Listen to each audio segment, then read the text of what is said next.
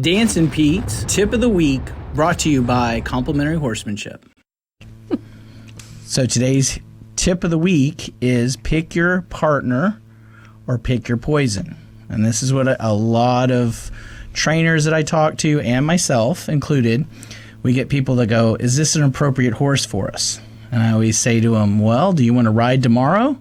And they go, yes. And I said, and then he's not probably an appropriate horse for you.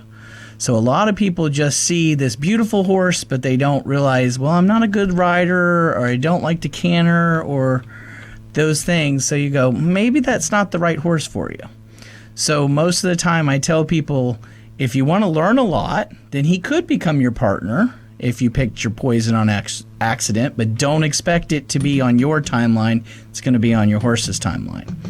And a lot of times when somebody picks their poison, that's usually my passion. I'm like, oh, I like this horse.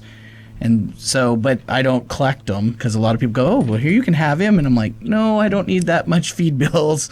So make sure when you're picking out your horse, spend some more time and find a partner that you can go and have fun with. Or if you're more into, oh, I want to learn the journey, then yeah, pick one that's a little more difficult. But don't try to jump into the ocean when you can't swim.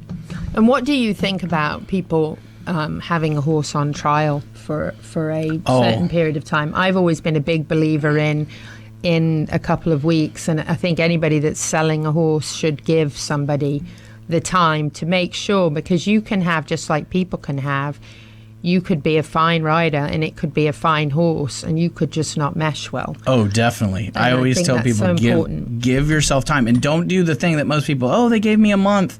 Well, how many times did you ride him? Oh, I rode him once. No, you need to go out there and spend time with him mm-hmm. on the ground, in the saddle, and see, is this horse, and don't go on a trail ride. Be in an enclosed area when you start testing this horse. Right. And only do what you feel comfortable, not what you've done with other horses. Right. And hopefully have a professional with you. Yes. That really can help you. That's certainly important. And I think you're right. You can't go into it.